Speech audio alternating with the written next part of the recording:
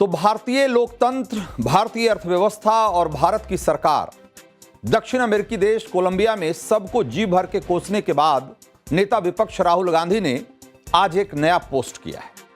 बजाज की मोटरसाइकिल के साथ फोटो खींचकर उन्होंने लिखा है कि बजाज, हीरो और टीवीएस को कोलंबिया में इतना अच्छा प्रदर्शन करते देखकर गर्व हो रहा है।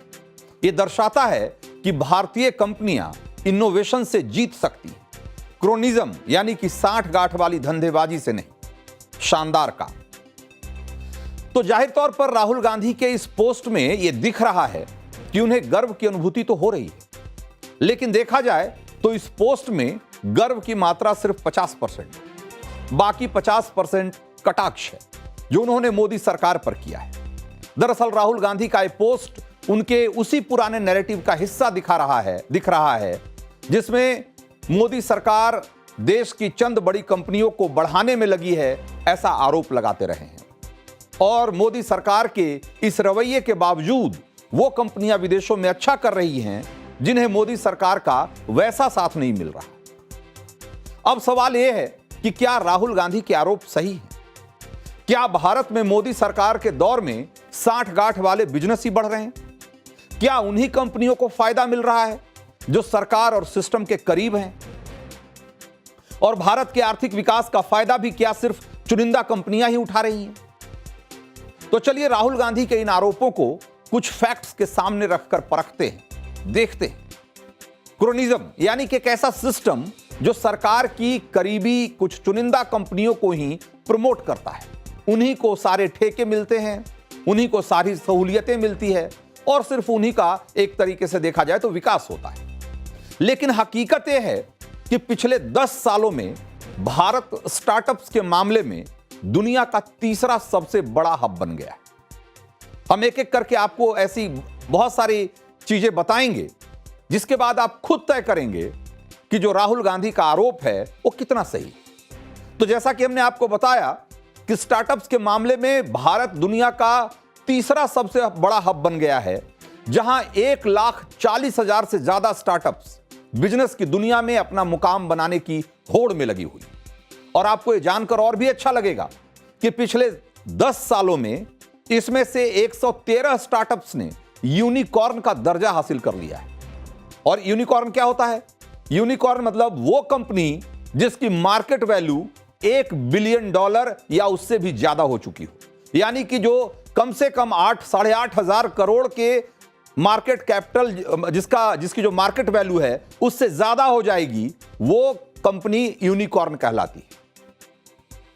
तो ये जो स्टार्टअप्स 1,40,000 स्टार्टअप्स हैं, उसमें से जो 113 कंपनियां जो कि यूनिकॉर्न का दर्जा हासिल कर चुकी हैं, अगर इनका कुल मार्केट कैपिटलाइजेशन आप देखेंगे, इनकी कुल मार्केट वैल्यू देखेंगे तो $350 बिलियन से भी ज्यादा है।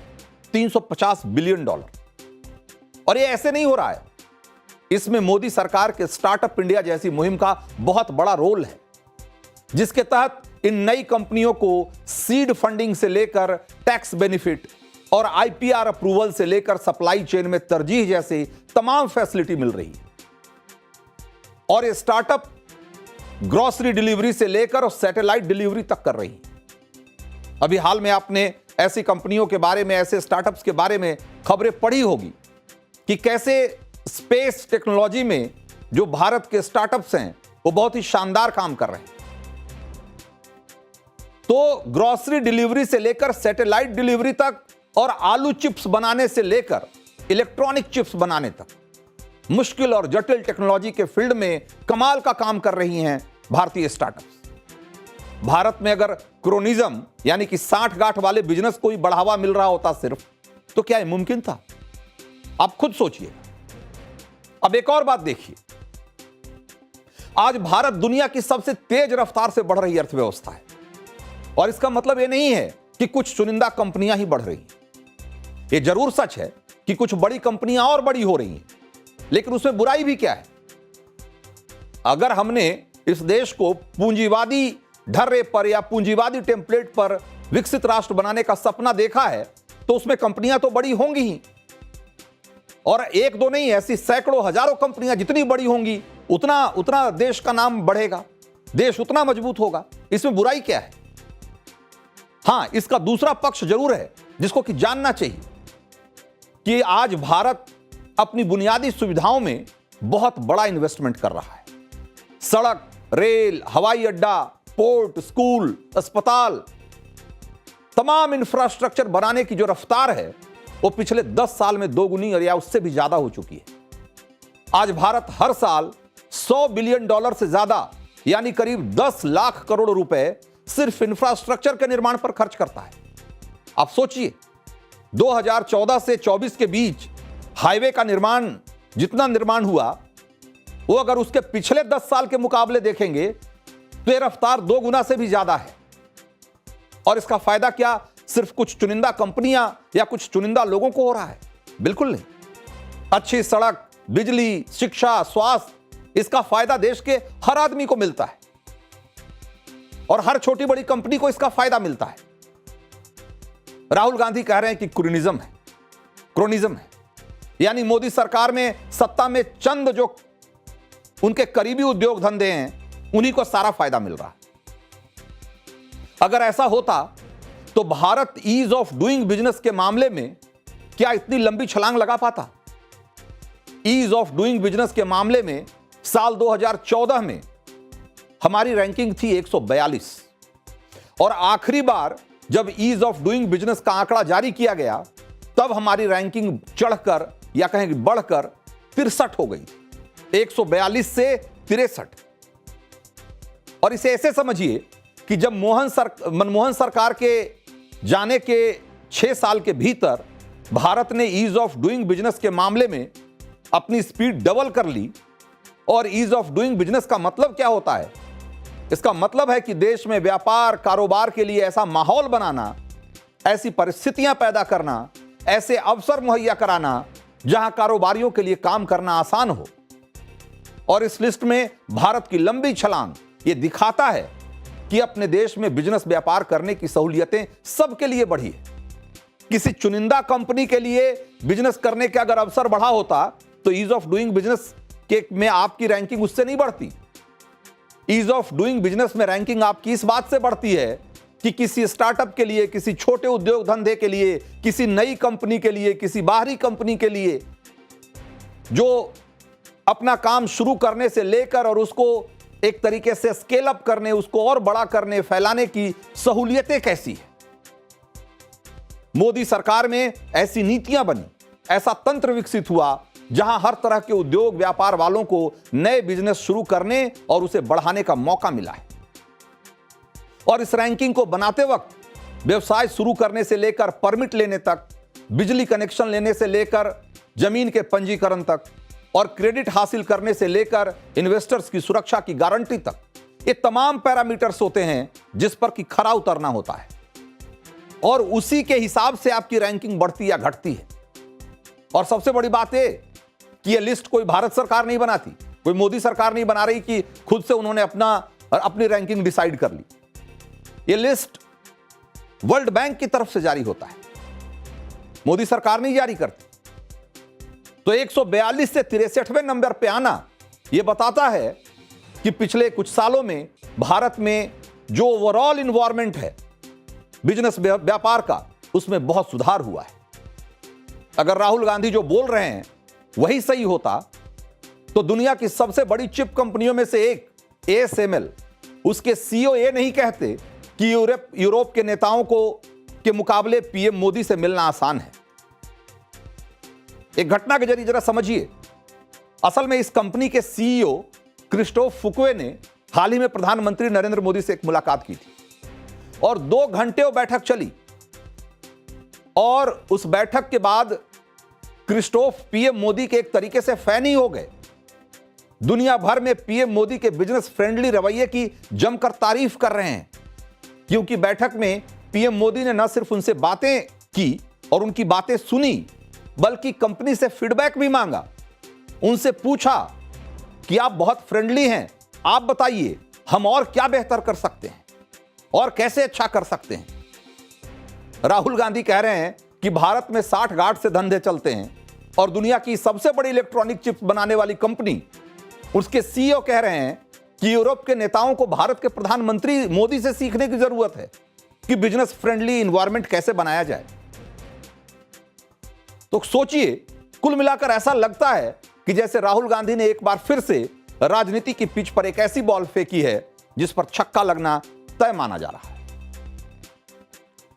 तो आप सोचिए कि, और फिलहाल तो ऐसा लग रहा है कि राहुल के दावे की हवा खुद रूस के राष्ट्रपति व्लादिमीर पुतिन निकाल रहे हैं, क्योंकि राहुल जहां यह कह रहे हैं कि भारत में क्रोनिज्म है, साठ गांठ वाली उद्योग धंधे ही फल फूल रहे हैं, मोदी सिर्फ करीबी और चुनिंदा उद्योगपतियों के बारे में सोच रहे हैं, और दूसरी तरफ पुतिन ये कह रहे हैं कि मोदी तो अपने देश को आगे ले जाने के लिए पूरी एकाग्रता से लगे हुए। तो दुनिया के तमाम देशों के बड़े नेताओं को यह लगता है कि प्रधानमंत्री मोदी कैसे हिंदुस्तान को भारत की जो अपनी एक तरीके से जरूरत है उसको ध्यान में रखकर फैसले करते हैं, और किसी भी तरीके से किसी भी कीमत पे जो राष्ट्रीय हित है भारत का उसके साथ समझौता नहीं करते। लेकिन राहुल गांधी ये कह रहे हैं, विदेश में जाकर कह रहे हैं कि भाई भारत में क्रोनिज्म है, भारत में सिर्फ वही उद्योग धंधे बढ़ेंगे चढ़ेंगे जो कि प्रधानमंत्री या जो सरकार के जो चुनिंदा लोग हैं, जो पावरफुल लोग हैं, उनके करीबी होंगे। एक और आंकड़ा मैंने आपको बताता हूं, अगर आप देखेंगे तो 2014 से 2024 के दौरान भारत में जो एफडीआई है, यानी कि जो विदेशी निवेश है, वो लगातार बढ़ता गया है। आज की तारीख में करीब 85 बिलियन डॉलर का विदेशी निवेश होता है भारत में। आप सोचिए कि अगर ये विदेशी निवेश बढ़ रहा है, इसका मतलब यह है कि दुनिया भर की जो बड़ी कंपनियां हैं उसका भारत में विश्वास बढ़ा है। उनको ऐसा लगता है कि भारत में उद्योग धंधे के बेहतर मौके हैं, बिजनेस व्यापार बढ़ाने का अच्छा अवसर है, और तभी तो भारत में निवेश कर रही हैं। अगर उनको ऐसा लगता कि भारत में कुछ चुनिंदा कंपनियों को ही फायदा मिलेगा, चुनिंदा कंपनियों को ही सरकार की स्कीमों का फायदा मिलेगा, उन्हीं को सहूलियतें मिलेंगी, तो क्या दुनिया भर की कंपनियां भारत में निवेश करने को लेकर इस तरीके से होड़ में होती? नहीं होती। तो तमाम ऐसे पैरामीटर्स हैं जिस पर अगर आप देखेंगे तो आपको समझ में आएगा कि पिछले 10 सालों में भारत में अगर ओवरऑल एनवायरनमेंट देखा जाए बिजनेस व्यापार का, तो सबके लिए बेहतर हुआ है, किसी एक कंपनी या किसी कुछ खास चुनिंदा कंपनी के लिए नहीं। लेकिन राहुल गांधी की अपनी पॉलिटिक्स है, और खास करके जब वो विदेश में होते हैं तो भारत के बारे में ऐसी बातें करते हैं जिससे कि भारत का राष्ट्रीय हित उसको नुकसान पहुंचता है। जबकि राहुल गांधी से उम्मीद की जाती है कि कम से कम जब वो हिंदुस्तान से बाहर हों तब वो इस देश के बारे में अच्छी बात करें, कम से कम वो ऐसी बात करें जिससे कि दुनिया का भरोसा भारत में और बढ़े, न कि घटे। लेकिन जब राहुल गांधी ये कहते हैं कि भारत में क्रोनिज्म है, तो दुनिया भर के कंपनियों को, उद्योग धंधों को क्या मैसेज दे रहे हैं, क्या पैगाम देने की कोशिश कर रहे हैं कि भारत में निवेश मत करो, वहां पर कुछ ही कंपनियों का राज है और वही सिर्फ बढ़ेंगी, उन्हीं को सारे ठेके मिलेंगे, जो कि सच नहीं है। तो ये राहुल गांधी कैसी पॉलिटिक्स कर रहे हैं, एक बार खुद से उनको कई बार सोचना चाहिए। तो क्लियर कट में अब आगे बढ़ते हैं और आपको बताते हैं कि सर क्रीक को लेकर रक्षा मंत्री राजनाथ सिंह के बयान से कौन सा बड़ा इशारा मिल रहा है।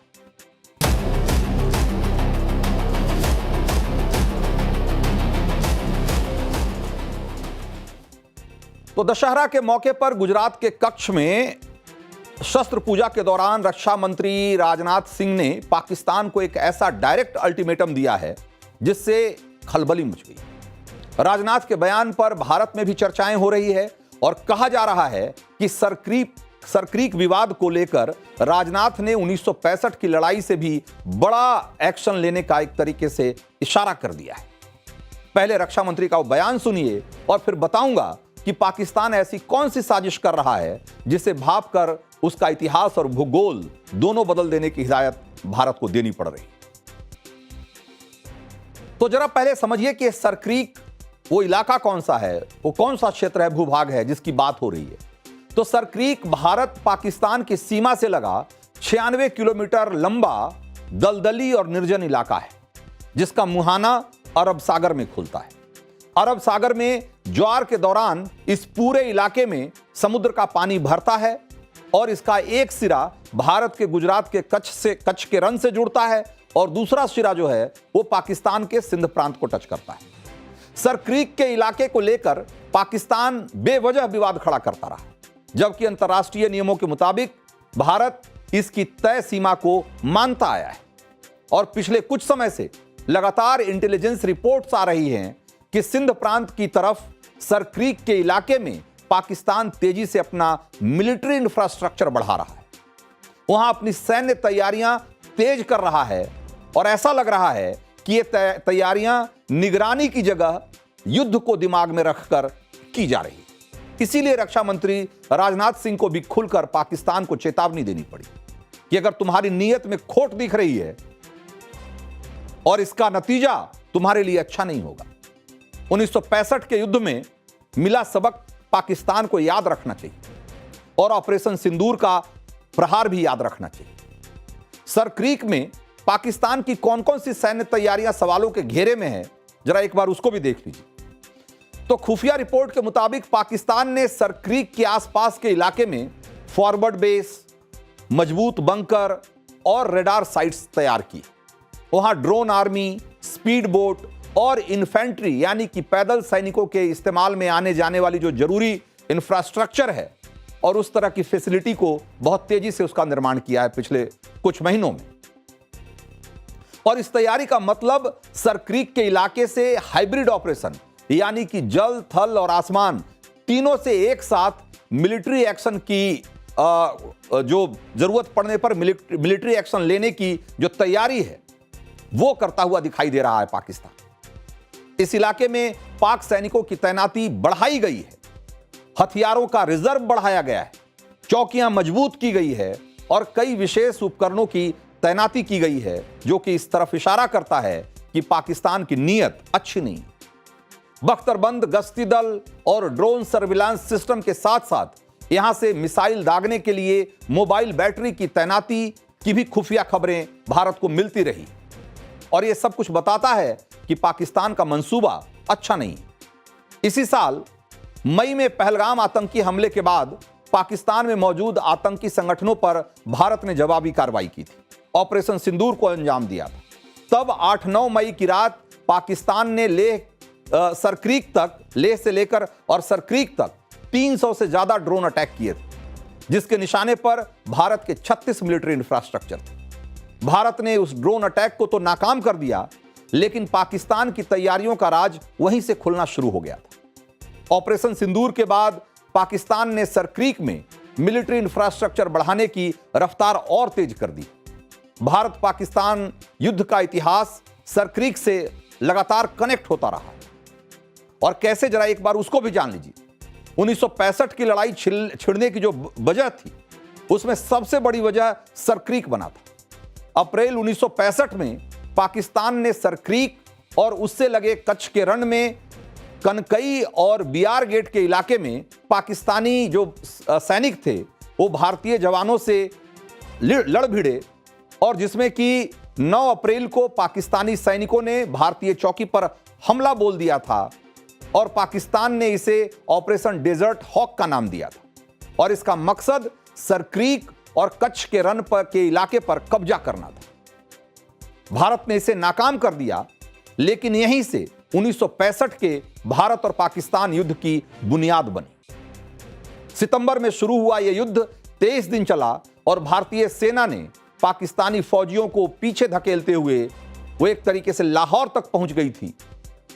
भारतीय सेना लाहौर पर कब्जा कर सकती थी, लेकिन भारत का मकसद पाकिस्तान के इलाके पर या शहर पर कब्जा करना नहीं, बस उसको सबक सिखाना था और उसको एक कड़ा सबक सिखाने के बाद भारतीय फौज वहां से वापस लौट आई थी। पाकिस्तान इस बार भी सर क्रीक में सैन्य तैयारियों के साथ साथ ये माहौल बना रहा है कि उसकी तैयारी बहुत मजबूत है और जरूरत पड़ने पे वो भारत को यहां पे मात दे सकता है। इसीलिए राजनाथ सिंह को यह कहना पड़ा कि पाकिस्तान को 1965 का युद्ध भूलना नहीं चाहिए और अगर वो भूल गया तो इस बार सरक्रीक से कराची तक पहुंचने में भारतीय सेना देर नहीं लगाई।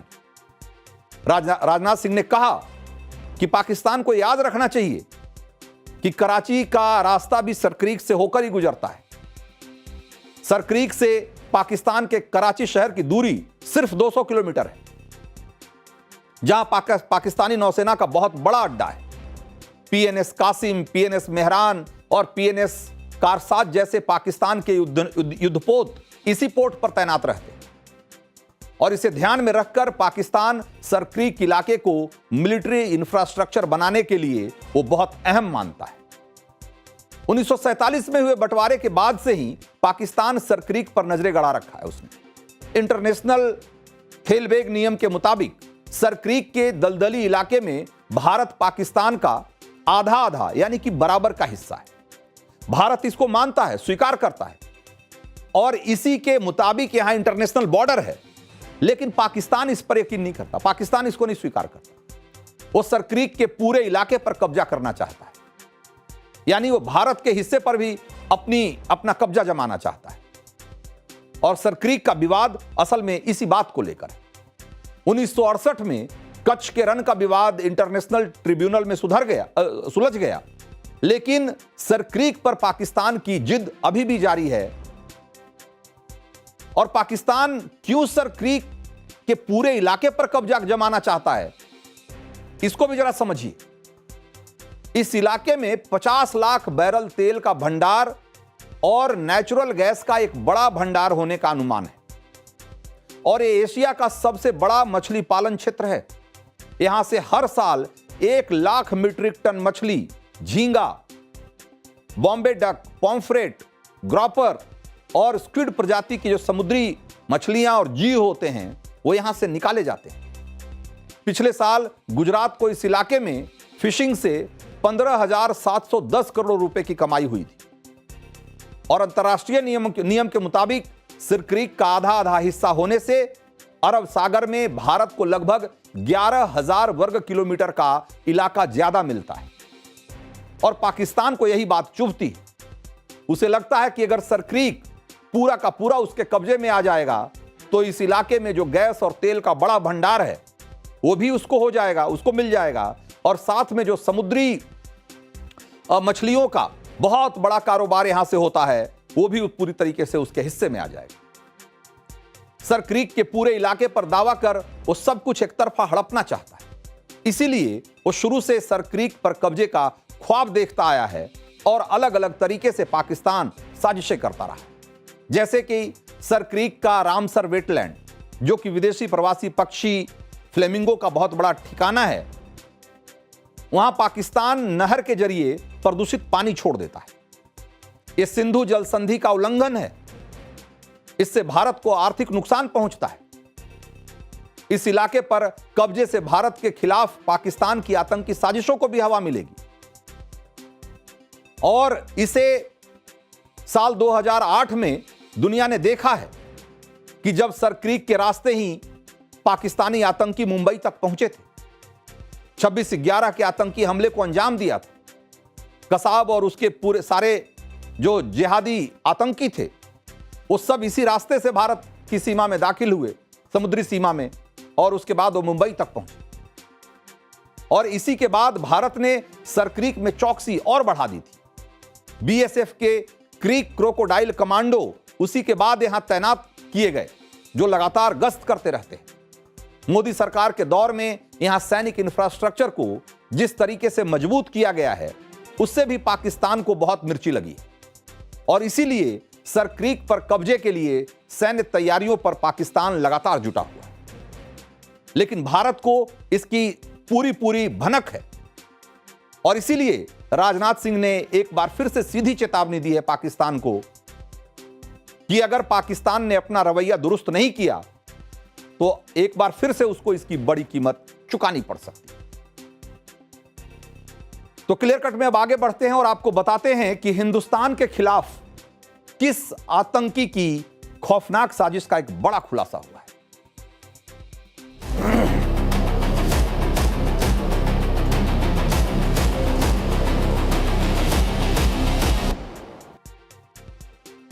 तो हिंदुस्तान को दंगे की आग में झोंकने के एक बहुत ही खौफनाक प्लान का पर्दाफाश हुआ है। हिंदुस्तान में हिंसा फैलाने के लिए बाकायदा एक आर्मी बनाकर साजिश रची जा रही थी और इस आर्मी को नाम दिया गया था मुजाहिद्दीन आर्मी।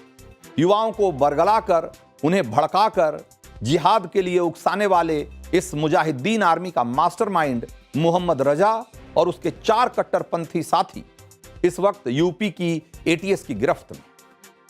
और इनके पास से जो एक काली डायरी मिली है उसमें इनके खतरनाक मंसूबे निकलकर सामने आए।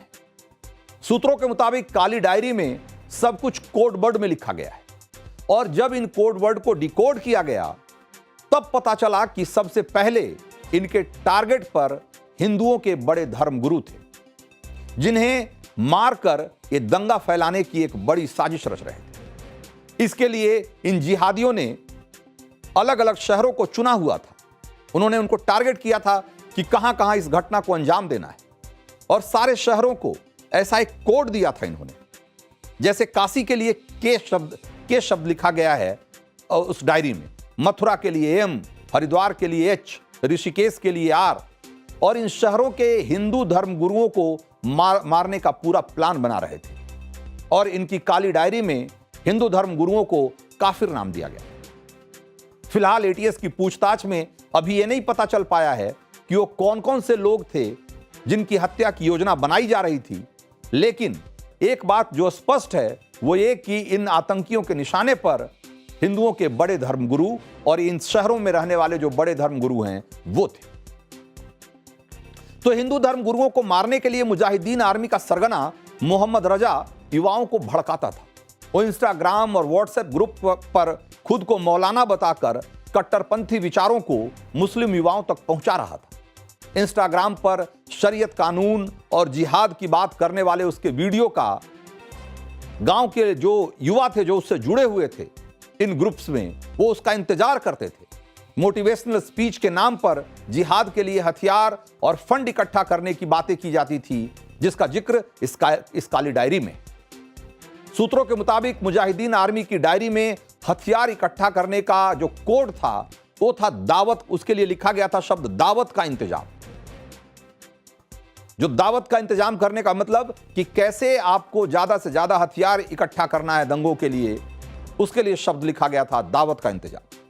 मुलाकात की जगह का कोड था लाइब्रेरी और अकाउंट में पैसे आने पर कोड है रोशनी आ गई। काली डायरी का हर पन्ना कोड वर्ड और सीक्रेट मैसेज से भरा हुआ है। हर मेंबर के लिए एक अलग कोड नंबर है। यानी ये पूरा का पूरा एक नेटवर्क था जिसको कि बहुत ही शातिर तरीके से इसको बनाया गया था और इनका जो मकसद था वो बहुत ही खतरनाक था। इस डायरी के हर दूसरे पन्ने पर अल्लाह लिखा हुआ है, जबकि 7वें पन्ने पर लिखा है कि कौम खतरे में। इसी तरीके से 14वें पन्ने पर उर्दू में एक कागज चिपकाया गया है जिस पर लिखा है कि जिहाद की तैयारी, और इसमें सभी मुसलमानों को जिहाद में इस्तेमाल होने वाले हथियार चलाने और उसकी ट्रेनिंग लेने का आदेश दिया गया है। इसमें 127 संख्या का भी जिक्र किया गया और ये सारे कागज सभी व्हाट्सएप ग्रुप पर मोहम्मद रजा ने संदेश के तौर पर भेजा था। तो एक बात तो बहुत स्पष्ट है कि जो भी कोड वर्ड इस डायरी में लिखा गया था, इसके व्हाट्सएप ग्रुप में जुड़े हुए लोग और सोशल मीडिया पर जुड़े हुए इसके लोग, इससे जो भी लोग जुड़े हुए थे नौजवान, उनको इसके बारे में पूरी समझ थी। ये कोड वर्ड का मतलब क्या है वो तो इस बात को बेहतर समझ सकते थे, लेकिन जो आम दूसरे लोग उस मैसेज को देखते थे उन्हें बिल्कुल समझ में नहीं आता कि वो आखिर क्या मैसेज कम्युनिकेट करना चाह रहे थे, वो क्या पैगाम पहुंचाना चाह रहे थे, क्या संदेश भेजना चाह रहे थे। तो कोई दूसरा आदमी भले नहीं समझ पाए, लेकिन उनका जो एक इंटरनल ग्रुप था जिसमें कि आपस में लोग व्हाट्सएप और बाकी चीजों के जरिए जुड़े हुए थे, उसमें ये सारे मैसेज एक दूसरे को भेजते रहते थे। एटीएस की पड़ताल में भी सामने आया है कि तहरीके लब्बैक इंडिया, महफिले मुशाविरत और इस तरीके से कई दूसरे व्हाट्सएप ग्रुप थे जिसमें कि बड़ी संख्या में लोग एक्टिव थे और उसमें इस तरह का जिहाद का जहर फैलाया जा रहा है।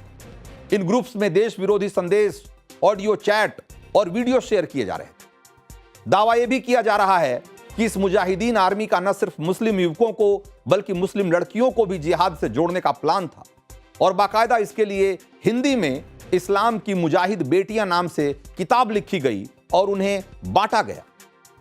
किताब की एक पीडीएफ कॉपी यूपी एटीएस को मिली है जिसमें लिखा गया है कि मुजाहिदीन के लिए इस्लाम की बेटियां और इनका मंसूबा फिजिकली फिट लड़कियों को फिदाइन बनाने का। एटीएस की जो सफील इस्लामी के पास से एटीएस को जो किताब मिली है, जो मुजाहिदीन आर्मी का मेंबर है और अभी एटीएस की गिरफ्त में है, उसमें ये सारी बातें खुलकर सामने आई है और ये पता लगा है कि किस तरीके से ये मुजाहिदीनों की एक फौज बनाकर ये भारत में दंगा फसाद कराना चाहते थे। For more of such videos, do like, share and subscribe to ET Now Swadesh.